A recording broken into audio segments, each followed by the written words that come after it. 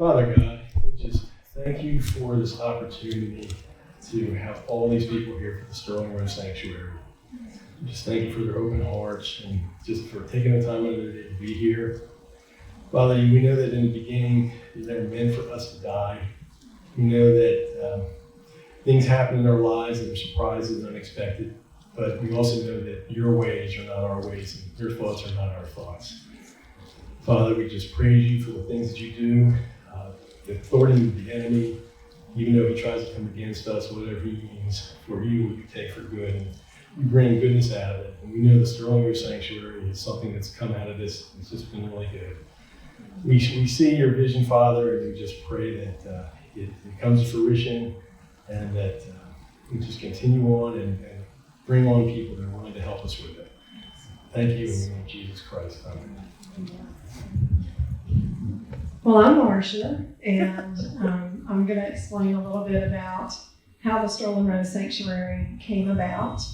We lost our son a little over 5.5 years ago, and after the loss, I reached out to find a place where our family could go for healing. And there was no place that would take a family. It either took couples or it took the children. And our children did not want to be away from us. And we didn't want to be away from them. So we had no idea that because what was lacking, God would find in creating the Sterling Road Sanctuary. So we have created the Sterling Road Sanctuary as a non-denominational, nonprofit to serve those people who have lost a child, sibling, or grandchild, to have the tools and the skills and the strategies to navigate through grief. Because we will never get over losing our child. It is a journey getting through the process. And what we are finding, there are so many people grieving that have lost a child that do not have the kind of community that we have been blessed to have. Our friends literally carried us through prayer, through support, through being available and sitting with us. And I hear story after story every single day where families have turned away from those that are grieving. They're losing their spouses. There's dissension in their home. So it has been such a rich treasure for us to be able to serve them in the capacity that they need. And the way we look at it, we feel very honored for any family to invite us into that journey, because a child is one of the greatest treasures that we have as a parent. And so for them to invite us in means that they're entrusting with us one of their greatest treasures. So we want to honor and celebrate and respectfully walk with them. And we meet each person where they are in their need. And the sanctuary really is about dealing with that individual, that family, based on their needs. There's not a cookie cutter pattern, because we all grieve differently. And we want to give them permission, and we want to teach other people outside who are not grieving but have friends that are grieving what that looks like, what that means, how to come alongside. And again, like I said, I've had very rich friends who knew how to come alongside of me. And I'm thankful. We're thankful as a family.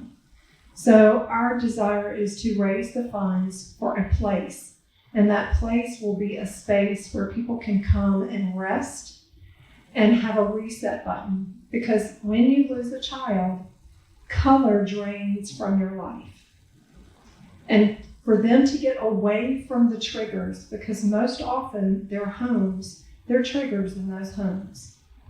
And to be away from that, away from the triggers, and to be in a place where they can be for 3 to 5 days for a reset, where color can come back in, where they can go outside on the property and walk around, and where Scott and I can come in and meet them in their time of need and give them those skills and strategies, discussing whether they're an external or an internal processor, how that needs to look for them to respect each other in their relationship, to talk with the kids, to do music therapy and art therapy, to do some creative writing. It's all ways that are cathartic in helping to heal. And then we will have a healing team that will pray with and pray over that family that is there. And we have already been so blessed with families who have invited us in. We have flown to be with some, we have had some in our home, and we have met with people on the phone. And at each juncture, it just is eye-opening and awesome to see how God does what he does, because only he can. So we appreciate that you've come out tonight and that you're here and that you're sharing in this. And we want you to tell your friends, and we want to be able to serve those that are in need. So I'll just stop, and if anybody has a question or any questions, I'll be glad to answer.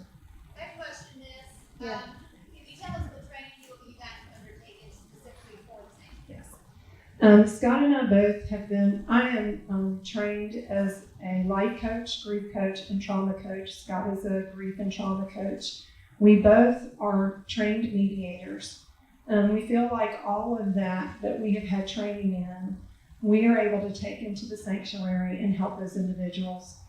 And we have lived it out. And I think a lot of times by experience, that is really the greatest teaching that we can have. And because we have had it, we understand it, and we are continually learning. There are a couple of points I do want to point out. One, most families end up in divorce that lose a child. Secondly, which most of you will not know, 70% of the children that lose a sibling are more likely, one of them, to die within the first year after losing a sibling due to the trauma, getting addicted to drugs, and overdosing. So we look at this is mental health for everyone, for the entire community. And we want to be able to see the impact that God would have for each person to be able to have healing. Right now, 47% of the mental health professionals are saying that most of their clients are coming in with complicated grief.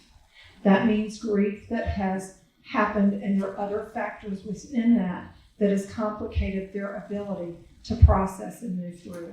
And we in the sanctuary want to help unpack that grief and give them the tools to walk forward. Any other questions? What's your website? Our website is www.thesterlingrosesanctuary.com. Steve says US. I say us because it's about us as a community bringing about healing and hope. Yes?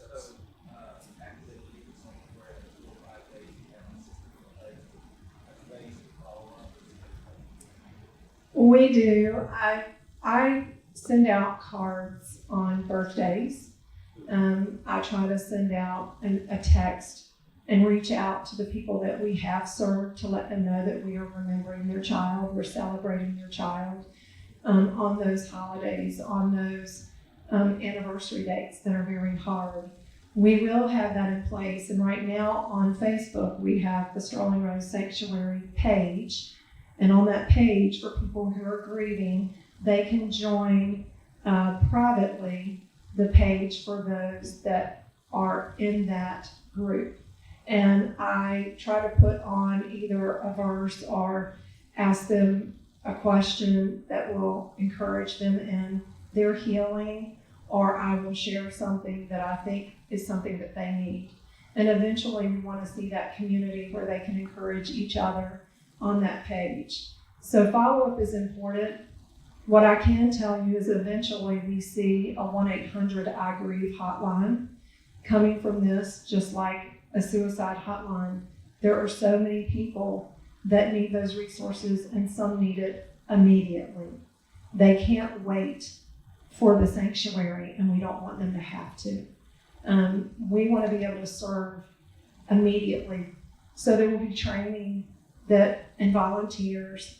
And right now, our website does not have a volunteer page because we will be moving from Naples to wherever the sanctuary will be, which will probably be somewhere on the east coast of Florida based on the price, land, and the value of what we can get, plus being able to get in and out of an international airport quickly.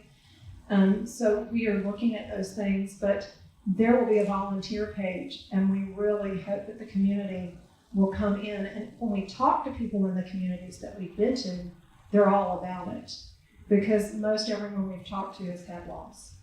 And all we have to do is share what we're doing, and we are very blessed to hear their life story, even though it may be very tragic. They invite us in and they share it with us.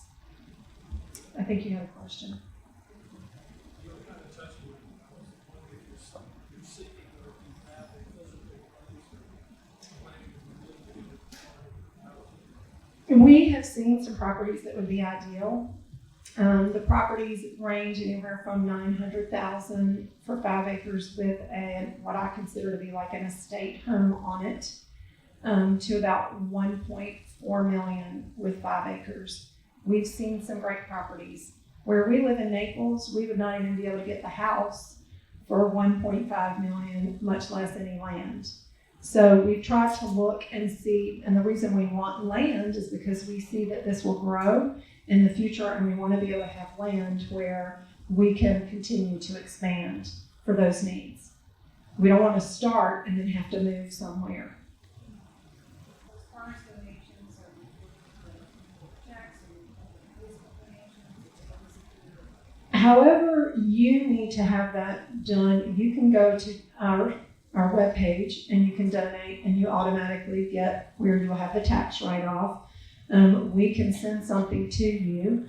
And for those of you who are members of the National Christian Foundation, you may go on the National Christian Foundation website, look up the Sterling Rose Sanctuary, and if you need to put money in through that, you can as well. And you can leave money tonight, you can write a check, you can leave cash. We're not real picky how it comes in. We're just thankful. Yes, ma'am. What? Oh, Amazon Smile. Thank you. We do have Amazon Smile for the Sterling Rose Sanctuary. We would love for you to sign up, because every time you purchase something, then the Sterling Rose Sanctuary gets a little bit of the residual of that, and it contributes to us. So, and to know how long we've been doing this, we've been serving people for over 3.5 years. This month marks 2 years that we have been the Sterling Rose Sanctuary Incorporated.